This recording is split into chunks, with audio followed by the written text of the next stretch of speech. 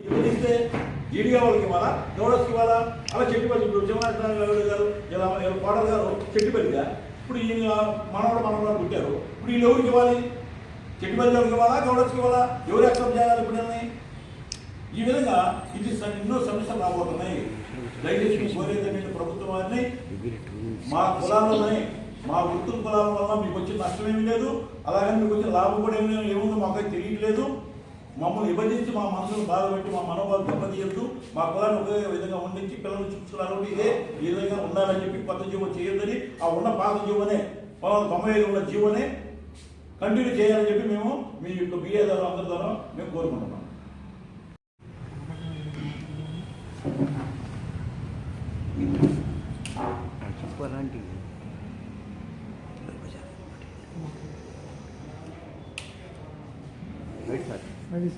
Media మిత్రులకు నమస్కారం.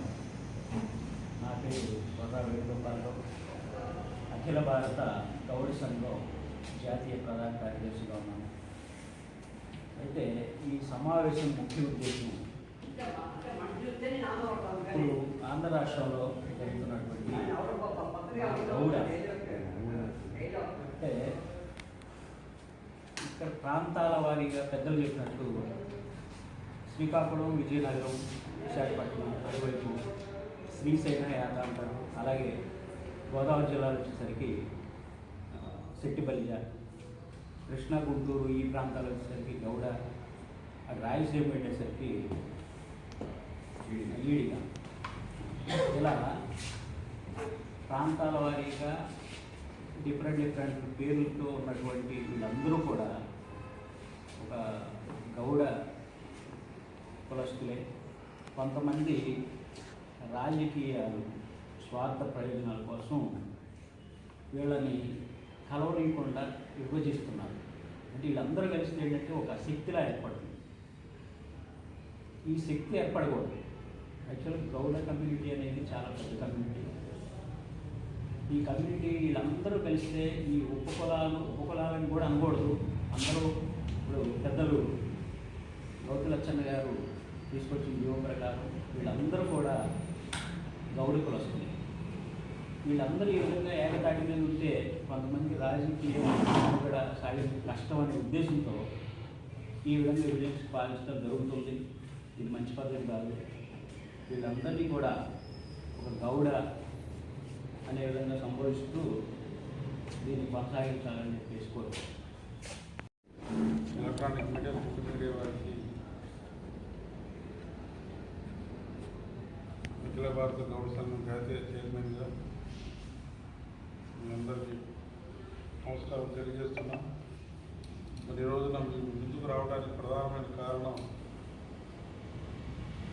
కళ్ళుగీత కార్మికులు ఐక్యత దెబ్బతీయడానికి రాష్ట్ర ప్రభుత్వం కంకణం కట్టుకున్నట్టు ఉన్నది.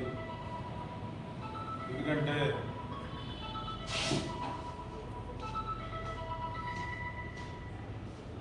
భారతదేశంలో కళ్ళుగీత కులాలు 18 విభాగాలుగా ఉన్నారు. ఆంధ్ర, తెలంగాణలో 7 ఉన్నాయి. ఆంధ్రప్రదేశ్లో 5 మాత్రమే ఉన్నాయి.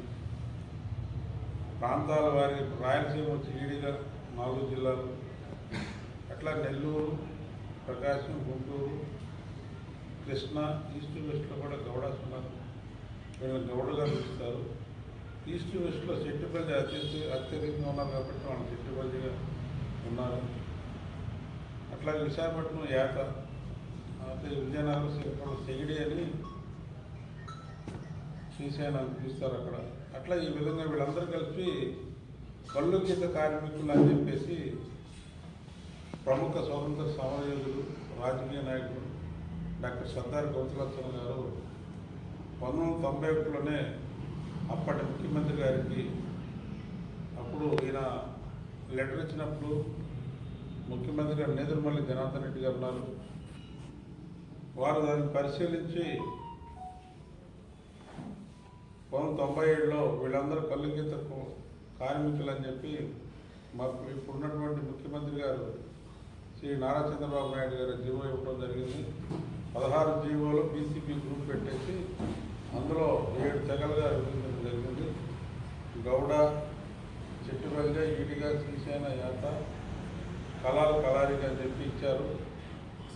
మరి ఆ రోజు 91 నుంచి ఇప్పటి వరకు కూడా మరి వీళ్ళందరూ కూడా ఇక్కడ సమస్య ఏంటంటే ఒక దేశం, ఒక ప్రాంతం,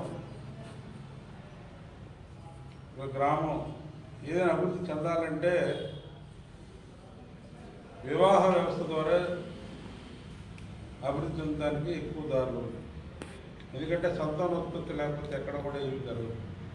అందువల్ల వీళ్ళందరూ ఏం చేశారంటే 91 సంవత్సరం కాడి నుంచి అప్పటి నుండే గౌడాసు ఈడిగాసు చెట్టుబల్లి శ్రీశైన సిగిడి కళాలు వాళ్ళు కలిసి ఒకరి కుటుంబాలు ఒకడు మనమంతా ఒకటే కుటుంబం అని చెప్పి జనజీవన స్రవంతి టైప్లో కలిసిపోయి గౌడ ఉండదని చెప్పేసి వివాహాలు చేసుకున్నారు.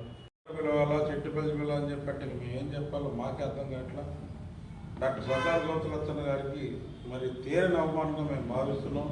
ఎందుకంటే ఆయన మరి ఎన్టీ రామారావు ఉన్నప్పుడు ఎన్టీ రామారావు వచ్చారు, మంచి నాయకుడు, ప్రజలకి మంచి సేవ చేస్తాడని చెప్పి 83 ఆయన పోటీ చేయకుండా ఆయన కుమారుడు శివాజీ గారిని, ఎర్రనాయుడు గారిని స్వతంత్ర అభ్యర్థులుగా గెలిపించి మరి అసెంబ్లీ పంపించడం జరిగింది. మరి అటువంటి మహోన్నత వ్యక్తి డాక్టర్ సర్దార్ గౌతులచ్చన్న మరి ఈ జీవో కోసం, ఆయన 16 జీవో కోసం అప్పటి ముఖ్యమంత్రి నెగిరిమల్లి జనార్దన్ రెడ్డి గారు ఉన్నారు. 5 లక్షల జనాభాతో మీటింగ్ పెట్టి ఆ మీటింగ్లో మేమందరం ఒకటే అని చెప్పి ఆ రోజున మరి నెగిరిమల్లి జనార్దన్ రెడ్డి గారు ఈ యొక్క జీవోని మరి ఆయన ఇవ్వడం జరిగింది. దీన్ని ఇంప్లిమెంట్ చేసింది మాత్రం చంద్రబాబు నాయుడు అని చెప్పి మరి మీ అందరికీ సభాముఖంగా తెలియజేస్తున్నాం. మరి ఇటువంటి మరి ఇక్కడ మేము ఉదాహరణ చూసుకుంటే మా సోదరుడు చెప్పినట్టు కొనకళ్ళ నారాయణ గారు వచ్చి మరి ఈడీ కులాసం చేసుకున్నారు. నేనైతే చెట్టుపల్లి అమ్మాయి విశాఖపట్నం చేసుకున్నాం. మరి పితాని సత్యనారాయణ గారు అన్నారు, ఆయన పెద్ద కోడలేం ఈడిగా, రెండో కోడలేం గౌడ, 3 చెట్టుపల్లి, 4 చెట్టుపల్లి, మరి అట్లా చేసుకున్నారు. ఎందుకంటే వీళ్ళందరూ ఒకటే కులం అని చెప్పి అనుకుని వాళ్ళందరూ చేసుకున్నారు. మరి ఇప్పుడు మీరు వచ్చి వీళ్ళు గౌడ కాదు, అది కాదు అని చెప్పి మరి రాష్ట్ర ప్రభుత్వమే దీనిపై ఇబ్బందికరమైన వ్యాఖ్యలు చేయడం చాలా బాధాకరంగా ఉంది. అందువల్ల గౌరవ ముఖ్యమంత్రి గారు మీరిచ్చిన జీవోనే మీరు ఈ రోజున మరి ఇబ్బందిగా ఉంది. మరి మీరు పరిపాలన మీరే ఉన్నారు ముఖ్యమంత్రిగా, మరి మీరు ఇచ్చిన జీవో ఈ విధంగా చేయడం చాలా బాధాకరంగా ఉంది. ఇటువంటి సంఘటనలు పునరావృతం కాకుండా గౌరవ ముఖ్యమంత్రి దీనిపై కఠినమైన ఆంక్షలు చర్యలు తీసుకోవాలని చెప్పి కోరుకుంటున్నాం. అట్లాగే మేము తేడా వస్తుంది, ఇప్పుడు ఉన్నటువంటి యువతకి చాలా సమస్యలు వచ్చే పరిస్థితులు ఏర్పడి, ఎందుకంటే ఇప్పుడు వివాహాలు చేసుకోవాలంటే మరి ఎవరు ఏమైనా అర్థం కాని పరిస్థితుల్లో ఉన్నారు. అబ్బాయి కానీ అమ్మాయి కానీ ఇద్దరు ఉంటే సమానంగా ఉంటుంది. అందువల్ల గౌరవ ముఖ్యమంత్రి దీనిపై ఒక అభిప్రాయం తీసుకొని భేదాభిప్రాయాలు సృష్టించుకున్నారు. ఎందుకంటే మీరు వీళ్ళు విభజించారంటే భేదాభిప్రాయాలు వచ్చి వీళ్ళే కొట్టుకొని చచ్చిపోయే ప్రమాదం ఉంది. రెండోది మీరు ఏమన్నారు, సంతానోత్పత్తి కావాలి. సంతానోత్పత్తి ఎక్కడ ఉంటుంది? అందరూ పెళ్లి చేసుకుని బాగుంటేనే కదా సంతానోత్పత్తి. అందులో ఒకటే అని చెప్పి మీరు చెప్పారు అప్పుడు, ఇప్పుడేమో 5 మంది 10 మంది అని మీరే అంటున్నారు. అందువల్ల గౌరవ ముఖ్యమంత్రి గారు మీరు చేసే ప్రతిదానంలో ఒక అవసరం ఆంతర్యం చూసుకొని మరి ఈ యొక్క 16 నంబర్ జీవోని స్పష్టంగా చెప్తున్నాం, అమలు చేయాలని చెప్పి కోరుకుంటున్నాను. వేరే జీవో మాకు అక్కర్లేదు, ఏమీ కూడా అక్కర్లేదు. దీనివల్ల విభజించినంత మాత్రాన మాకు నష్టం జరిగేది లేదు, లాభం వచ్చేది కూడా లేదు. ఎందుకంటే బీసీపీ గ్రూప్లోనే అందరూ ఉన్నాం.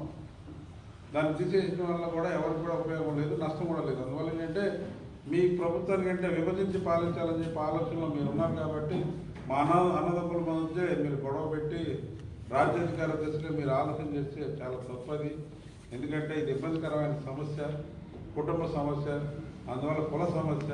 అందువల్ల గౌరవ ముఖ్యమంత్రి దీనిపై ఒక అవగాహన మరి ఆలోచన చేసి దీన్ని సంపూర్ణంగా మరి అమలు చేయాలని చెప్పి మేము కోరుకుంటున్నాం. మీరు దీనిపై అమలు చేయకపోతే మేము